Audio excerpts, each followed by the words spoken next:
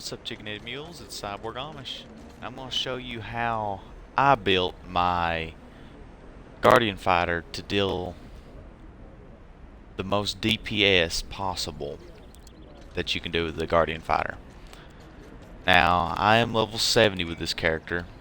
My total item score is only 1,800. You know, of course, you increase that and you're going to get better DPS. But what we're going to look at today is the powers and feats that I chose to help increase that. You may know with a Guardian Fighter, if you've had any experience playing as one, unless you have a buddy with you or plan on having friends play with you, it takes forever to kill an opponent if you play as a tank, because you know you're completely focused on tanking, not doing damage. You're focused on having a lot of life and taking a lot of hits. I got tired of that because I usually play solo. So what I did is I started focusing on DPS, and I'll show you what I did to do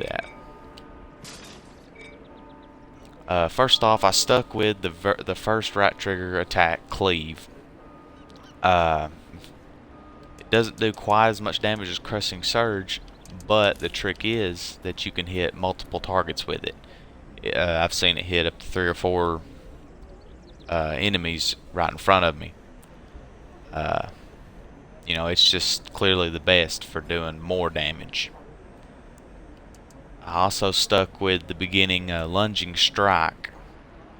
What makes this so good, you know, you fly at your enemies and pierce them.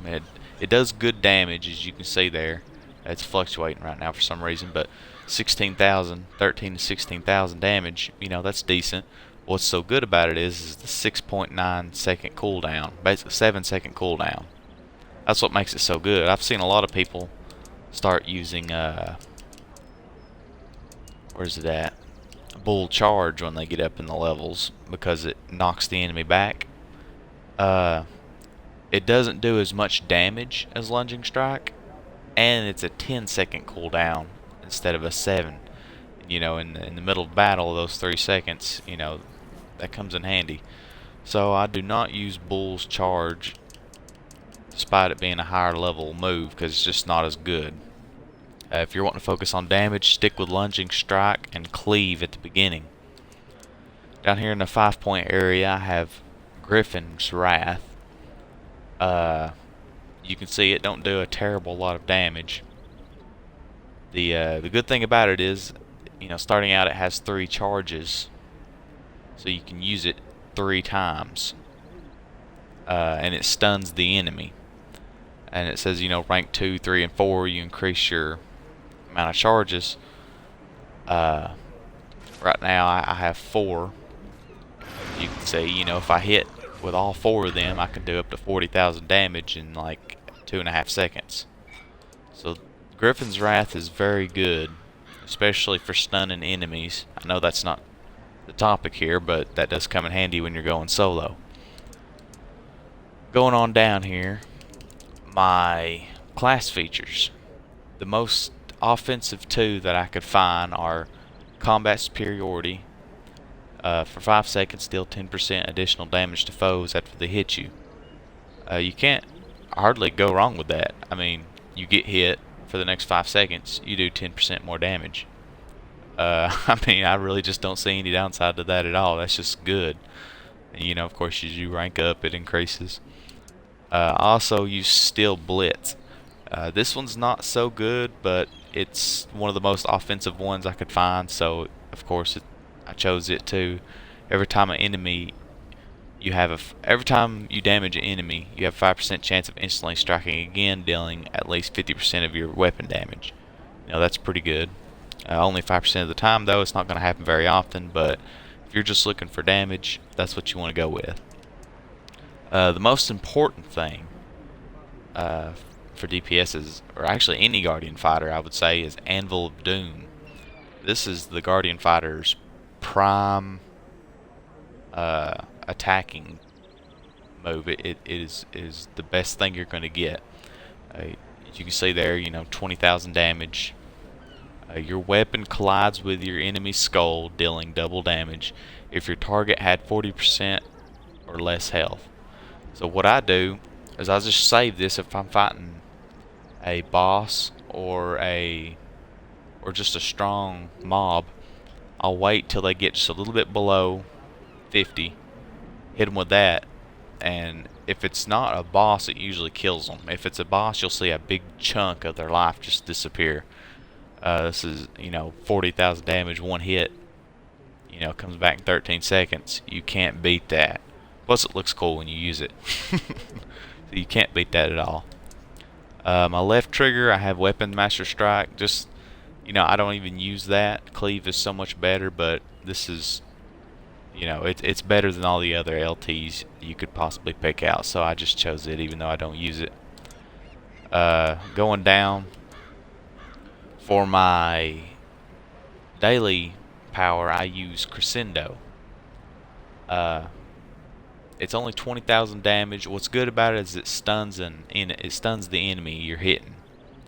Like I said, it doesn't do a lot of damage. This move's good for PvP, but this is the best daily power for a Sword Master Guardian Fighter. I also have the Terrifying Impact if I'm fighting a lot of smaller creatures, a lot of weak creatures. I hit them with this, and it does, as you can see there, it does decent damage, but it'll hit multiple enemies at once. So if I'm fighting a lot of weaker creatures, I use this. If I'm fighting one big one, I use the Crescendo. Okay, going over the feats, of course I chose the Sword Master path, just so you know. These starting feats here aren't really that important. I would recommend the Strength Focus. Increase your effectiveness of Strength by 15%. I would put 3 ranks in that. As you can see, I've only put 2, but I recommend putting 3. I messed up on that one. This next path doesn't really matter. It's all defensive. And other than that, I would just stick in the middle. And this third bar here, increase the damage of your encounter and at-will powers by 10%. That's just good. You can't beat that. Basically all your attacks do 10% more damage. I would definitely get that. Next over, increase your critical chance by 3%. That's good too. So this middle bar, other than this one, is the way to go, definitely. Other than that, just distribute as you see fit until you get into the Paragon. Now, the only one that has hardly any offense at all is the Conqueror path, so I would definitely go with that. These first two, neither one of them's offensive, so it doesn't really matter. I wouldn't say which one you picked. But the next one over, I would go with the top one. When you have temporary hit points, you deal 15% more damage. It's better than this just because this one requires a very specific move. So if you have a paladin in your party, or if you just chose one of these that gives you temporary hit points, I think I did, that will come in handy.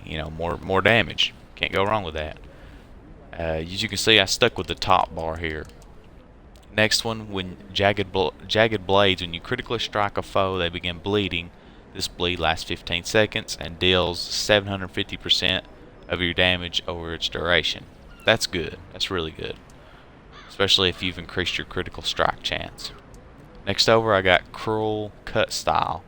Cleave, that's the basic RT I stuck with. Deals 15% more damage. That's good. I would definitely get that. Next over, Tactical Superiority. Combat Superiority deals 5% more damage. Yada yada yada yada. It's a lot better than this. This requires a specific move, Villain's Menace, which isn't that good, so I would definitely get the Tactical Superiority. And finally, the Reckless Attacker. And after you fill out this Paragon path here, you'll have some extra feats to spend down here. As you can see, I have them all distributed. There's not very many at all. Actually, there's not any at all that's offensive that you can really choose from. So just distribute as you see fit. One I wish I would have taken away from this one and put in this one is the encounter cooldowns. I've heard people say it doesn't make a difference. I don't notice a difference either, but I'm sure there is, or else this feat wouldn't be here. So I would definitely get that one, the fight on feat. But yeah, that's what I use. I got the Griffin's Wrath, the Lunging Strike, Anvil of Doom, and the Swordmaster and Conqueror paths. And if you want to build a DPS Guardian Fighter, or just a Guardian Fighter that can hold his own by himself, I recommend going with this path. It's really good. You're not as much of a tank as the Guardian Fighter's meant to be, so you may find yourself being a little more flimsy as you'd like. But if you're going by yourself, this is probably the best path to go. Plus, who doesn't like dealing damage? I mean, come on. Damage is awesome. Alright guys, if this was helpful, give this video a like and subscribe and comment to let me know if there's something you would have done different. Maybe I made a mistake. But yeah,